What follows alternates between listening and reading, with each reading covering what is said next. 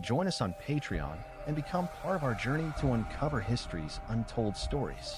Your support helps us create in-depth content, bring hidden narratives to life, and keep history alive for everyone.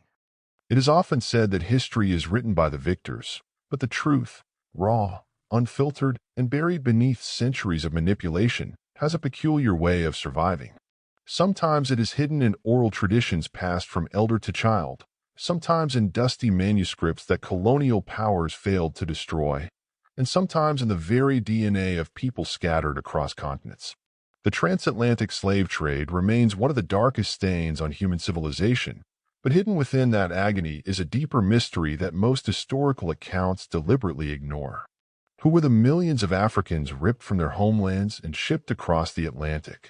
What if many of them were not just random tribal peoples, but descendants of a once glorious and covenant-bound nation? What if the slave ships carried not just Africans, but Hebrews, royal Hebrews, whose story predates European colonization and even the trans-Saharan trade? From the earliest days of European contact with the West African coast, explorers and traders recorded strange customs and beliefs among the African peoples they encountered. Portuguese chroniclers in the 15th and 16th centuries noted that some African tribes held fast to strict dietary laws, circumcised their male children on the 8th day, practiced animal sacrifices reminiscent of ancient Israelite rites, and observed a 7-day week with a day of rest. These peculiar observations, dismissed by later historians as coincidence or contamination from Islamic influence, actually form a trail of breadcrumbs leading back to something far older. Among the Ashanti, the Yoruba, the Igbo, the Yu, and even the Bantu peoples, there are ancestral traditions and spiritual systems that echo the Torah more than tribal animism. Take the Igbo of southeastern Nigeria, for instance. Referred to by some researchers as the lost tribe of Israel, the Igbo have preserved a litany of customs strikingly similar to those found in the Hebrew Bible. They observe laws of purification, offer animal sacrifices during religious rites, and maintain priestly clans. Igbo oral history tells of a migration from the north and a covenant with a creator that was broken, resulting in their dispersion and suffering.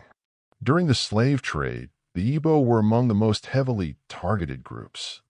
Is this coincidence? Or is it prophecy fulfilled? The Hebrew Bible itself contains cryptic warnings that seem eerily prescient when read in hindsight.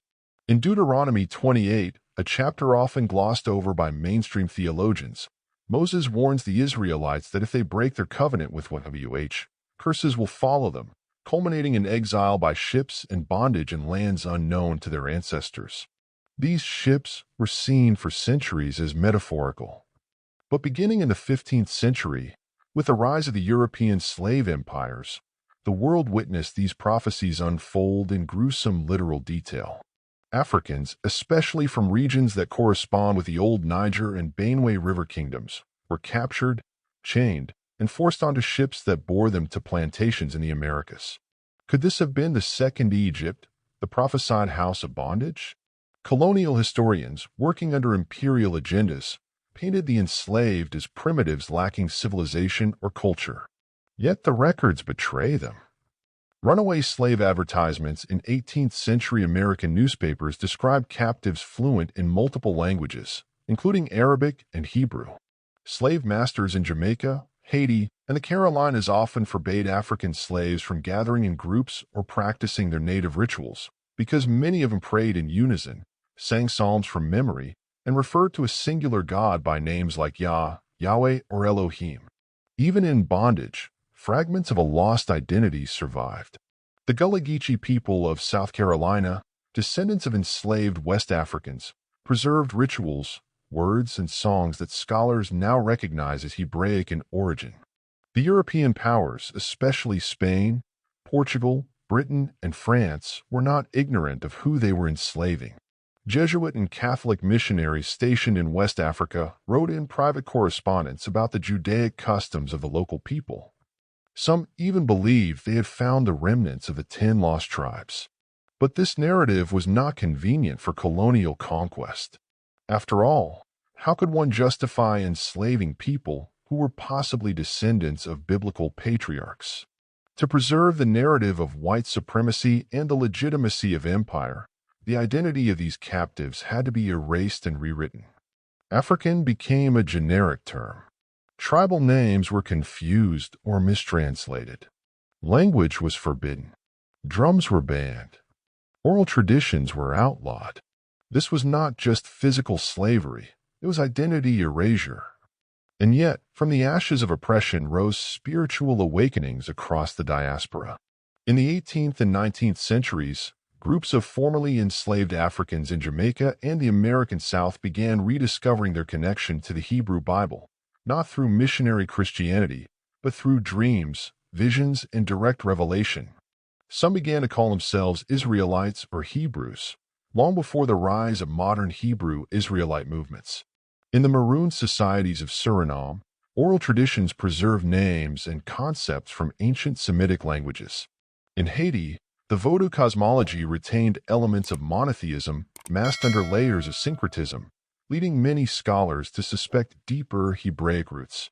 What the world has long considered African spirituality may in fact be remnants of ancient Semitic monotheism recontextualized through centuries of colonization, survival, and adaptation.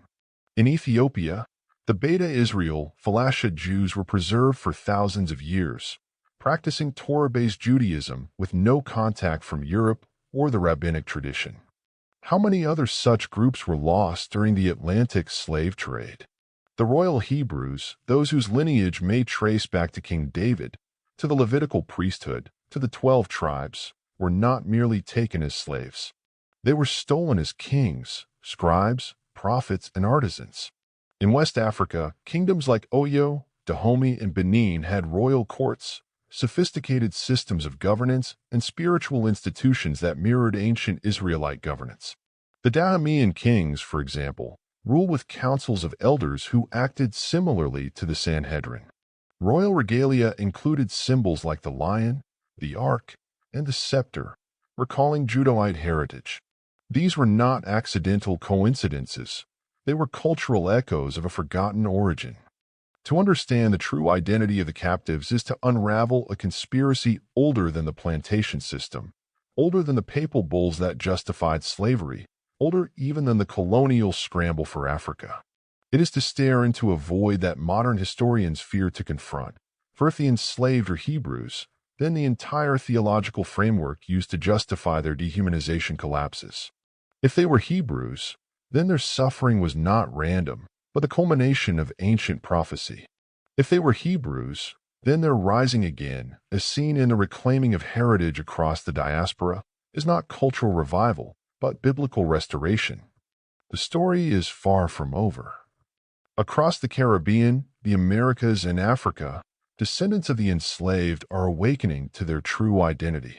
They are tracing their ancestry not just to kings and queens of Africa, but to priests and prophets of Israel. They are discovering that their blood speaks not just of bondage, but of covenant, that their pain is not just historical, but prophetic, and that the ships that carry them away also carry the last remnants of a people chosen, scattered, and now remembered. The question now is not whether the captives were Hebrews, but why the world worked so hard to hide it.